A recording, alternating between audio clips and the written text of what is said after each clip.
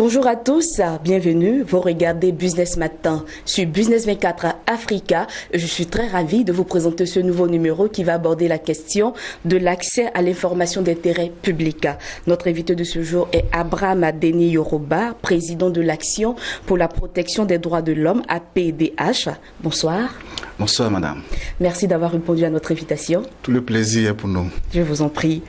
À deux mots, pour ceux qui nous regardent, qu'est-ce que c'est que l'APDH? Merci bien, madame. L'APDH, c'est l'Action pour la protection des droits de l'homme. C'est une organisation non gouvernementale des droits ivoiriens, créée en 2003, qui œuvre à la promotion, à la protection et à la défense des droits de l'homme. Nos principes sont l'indépendance, l'objectivité et l'impartialité. Nous voulons dire aussi que l'APDH est doté du statut d'observateur auprès de la Commission africaine des droits de l'homme et des peuples. Nous avons été aussi lauréats du prix mention spéciale de la République de France pour les droits de l'homme en 2012 et en 2016, nous avons été lauréats du prix ivoirien des droits de l'homme décerné par la Commission nationale des droits de l'homme. Donc voici un peu brièvement présenter notre organisation. Nous pouvons dire que nos activités se situent autour des rapports que nous rédigeons sur les questions des droits de l'homme. Nous faisons également des déclarations sur des questions importantes des droits de l'homme, sur des thématiques qui concernent les droits de l'homme. Nous sensibilisons, nous formons, nous faisons des plaidoyers. Voici de façon générale ce que nous faisons en tant qu'organisation non gouvernementale de défense et de protection des droits de l'homme. Alors, en plus de la défense des droits de l'homme, on le constate, l'APDH a d'autres cordes à son arc, telle la promotion de l'information d'intérêt public. Que faut-il savoir de l'accès à l'information d'intérêt public? Merci, madame. Je voudrais dire que l'accès à l'information d'intérêt public fait partie des droits fondamentaux de l'homme. C'est un droit qui a été érigé par l'Organisation des Nations Unies et depuis la Déclaration universelle des droits de l'homme, ce droit fait partie des droits fondamentaux de l'être humain. Donc c'est un droit important. L'accès à l'information assure donc le respect des principes fondamentaux de la gouvernance démocratique, que sont la participation, la transparence et la redevabilité. La participation des citoyens à la vie publique, la transparence dans les affaires publiques de l'État et la redevabilité qui est le compte rendu que chaque personne, chaque citoyen en charge d'une action, en charge d'une activité doit faire aux personnes que sont les citoyens. Donc c'est un droit important. Le droit d'accès à l'information est un prérequis dont dépend la voix et la participation effective de la population et qui est une condition nécessaire de l'existence des sociétés démocratiques. Ça, c'est très important. Il constitue une garantie de poids contre la violation, la mauvaise gestion et la corruption des acteurs publics. C'est dit donc que c'est un droit important dont la promotion a besoin d'être faite et l'Action pour la protection des droits de l'homme s'est engagée à faire la promotion de ce droit pour qu'il puisse participer effectivement au développement de la vie et au renforcement de la notion de la démocratie dans notre pays. Alors quel intérêt pour un gouvernement de divulguer l'information aux populations selon vous? D'abord, pour un gouvernement, le fait de vouloir divulguer l'information à ses citoyens, disons que c'est une attitude pédagogique. Vous savez tous que ceux qui n'ont pas l'information vivent dans l'obscurantisme. Et l'obscurantisme est dangereux pour tous les citoyens et dangereux pour un État. Donc, lorsqu'un État décide de faire en sorte que ses citoyens aient accès à l'information, c'est une attitude pédagogique, c'est une posture pédagogique qui participe de la formation de ces citoyens-là. Ça, c'est très important. Deuxièmement, l'accès des populations à l'information peut aider à développer la confiance des citoyens dans l'action de leur gouvernement et faciliter ainsi le respect volontaire des politiques publiques formulées par le gouvernement. Cela veut dire quoi? Cela veut dire que le fait pour les citoyens d'être informés sur ce qui se passe acquiert ou motive leur adhésion à la politique du gouvernement. Donc voici tout l'intérêt pour le gouvernement d'avoir des citoyens qui sont informés au jour le jour sur l'action qu'ils mènent en leur faveur. Alors moi je suis tentée de vous demander, est-ce qu'il faut tout dire aux populations? Dans les principes, je dirais que oui. Dans le principe, je dirais que oui. Parce que ce qu'il faut savoir, c'est que en démocratie, les autorités travaillent pour les populations. Et le pouvoir appartient à la population. Je ne vais pas parler de peuple, parce que souvent, c'est un mot qui est de plus en plus galvaudé. Tout à fait. Mais le pouvoir appartient à la population. Il est bien que les populations sachent ce que les autorités font pour elles. Ça, c'est très important. Donc, dans le principe, je dirais que oui. Mais effectivement, le législateur sait que ils ont aussi pour obligation de protéger cette population. Nous sommes dans un monde troublé, dans un monde où, quoi qu'on fasse, l'homme sera toujours un loup pour l'homme. Il faut faire en sorte que la sécurité de l'État, la sécurité nationale soit préservée. D'où la nécessité, de façon claire, la nécessité que certaines informations soient sauvegardées dans le souci de préserver la sécurité nationale. Donc, dans le principe, c'est oui, mais dans l'exception, il y a des informations qui ne doivent pas être portées à la connaissance de tout le monde, qui ne doivent pas être divulguées, qui sont des informations sensibles et qui pourraient mettre en danger la sécurité nationale. Alors, je veux prendre le cas du Brésil. Ce pays a connu une actualité politique très mouvementée les derniers mois de l'année 2016. Oui. L'ancienne présidente Dilma Rousseff a été destituée pour avoir caché des comptes publics et les résultats économiques du pays.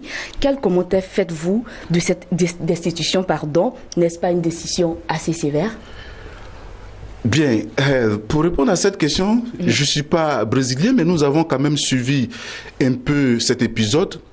Je pourrais dire que c'est un exemple type d'une société qui a tendance à aller vers la transparence. C'est un exemple type d'une société qui œuvre pour l'ouverture. Alors, ce que j'ai cru savoir, c'est qu'on a reproché à la présidente brésilienne d'avoir caché des informations importantes. Il aurait fallu qu'elle donne ces informations à la population pour qu'elle connaisse l'état dans lequel l'état financier de l'État. Ce qu'elle n'a pas fait et la crise a dû surprendre la population. Cette population a estimé que c'était suffisamment grave. Les députés ont engagé une procédure de destitution qui a finalement abouti. Je pense que ce sont des modèles, ce sont des exemples que nos sociétés doivent suivre pour que tout le monde se sente concerné par les questions de transparence au plus haut sommet de l'État. Ne pensez-vous pas que l'exception ici s'applique ? Est-ce qu'il était judicieux pour la présidente à l'époque de divulguer ces informations-là? Écoutez, c'est aux Brésiliens qu'il fallait, qui peuvent répondre à cette question. Mais moi, je pense que s'ils sont allés jusqu'à la destituer, c'est qu'ils ont trouvé cela vraiment grave, cette action. Et pour nous, c'est un modèle de démocratie. C'est un modèle de démocratie parce qu'il n'appartenait pas du moins à la présidente de garder par devers elle les réalités des comptes de l'État et de faire miroiter des comptes qui ne sont pas réels pour que la crise puisse surprendre toute une population, pour que la crise puisse mettre tous ces hommes d'affaires dans les difficultés, dans les problèmes. Je pense que les Brésiliens en ont tiré les conséquences. La procédure de destitution allait jusqu'à son terme et elle a abouti du moins à sa destitution. Alors revenons chez nous en Afrique. Il y a un adage qui dit qu'un homme ne doit pas tout dire. Pour dire que les sociétés africaines ont une culture du secret très avancée. Quelles sont donc justement les conséquences de cette culture? Très bien. En tout cas, je suis d'accord avec vous pour dire que nos sociétés cultivent le secret. Nos sociétés favorisent le secret. Alors, lorsque de telles conceptions sont appliquées dans ce qu'on appelle un État moderne, dans une administration moderne, il ne faut pas s'étonner que l'Afrique puisse toujours végéter dans le sous-développement. Et garder tous les éléments, faire la culture du secret, n'apporte pas une garantie au développement d'une société. Vous le verrez très bien, la plupart des pays développés sont des pays démocratiques, sont des pays ouverts, sont des sociétés ouvertes.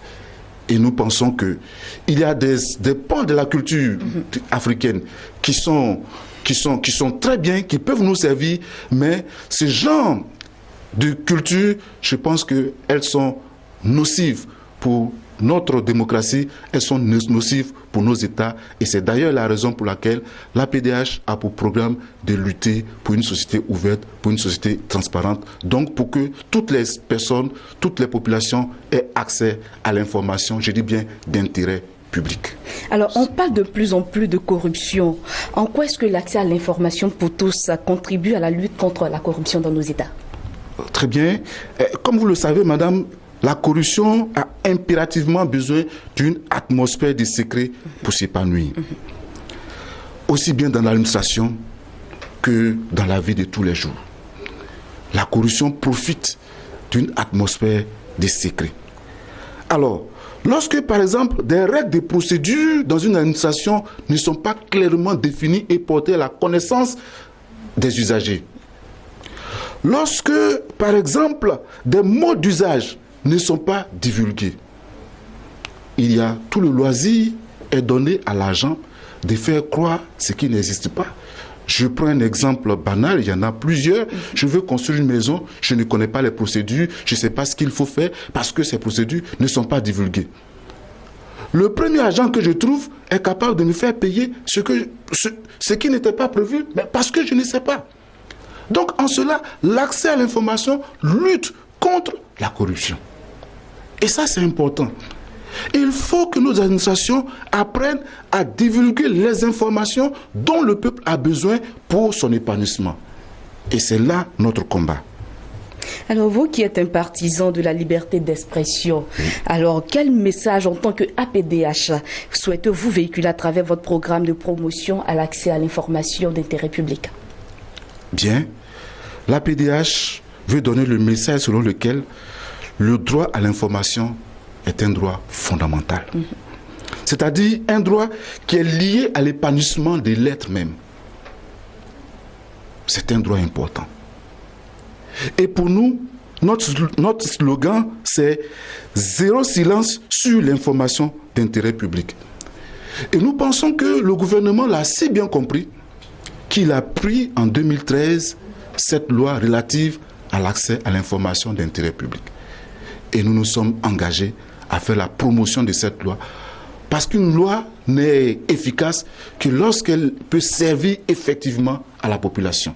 Si la population ne sait pas qu'une telle loi est votée, la population va penser que ce domaine n'a pas encore été investi par nos législateurs. Or, ce domaine a été déjà investi par nos législateurs qui ont défini les règles clairement pour que nos populations aient accès à l'information. Il faut que les populations le sachent pour qu'elles puissent librement faire usage de leurs droits. Pour finir, j'aimerais qu'on parle un peu des actions menées par l'APDH pour sensibiliser le gouvernement et les populations sur l'accès à l'information d'intérêt public. Très bien. Vous nous donnez là l'occasion de remercier notre partenaire Open Society Initiative for West Africa, qui est OSIWA, qui est basée, une fondation qui est basée à Dakar et qui nous a permis de mettre en œuvre les actions que je vais vous énumérer tout à l'heure.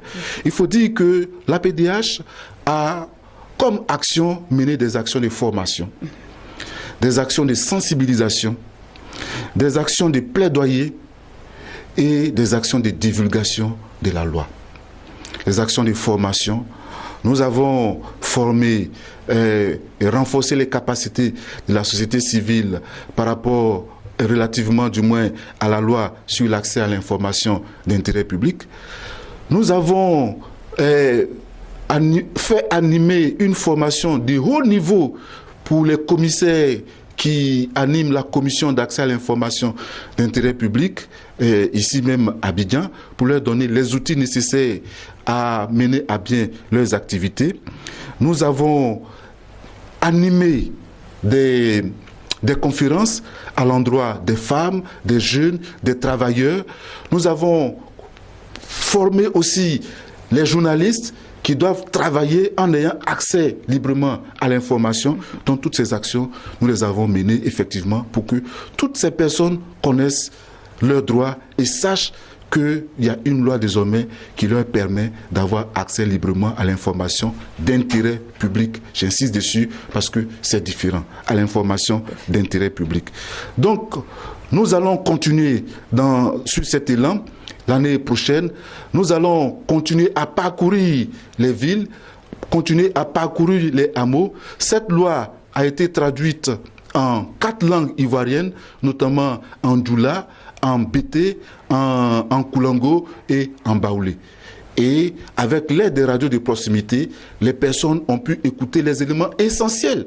Les personnes qui vivent en zone rurale ont pu écouter les éléments essentiels de cette loi. Nous allons continuer cette promotion et c'est au nom des actions que nous menons que nous sommes ce matin avec vous pour pouvoir informer plus largement la population ivoirienne et même les populations africaines qui peuvent avoir accès à vos canaux. Donc voici un peu brièvement ce que je voulais dire sur l'ensemble des actions que nous menons pour que les populations sachent qu'il y a une loi d'accès à l'information d'intérêt public. Alors nous sommes au terme de notre émission. Abraham Denis Yoruba, merci de nous avoir accompagnés tout au long de ce magazine.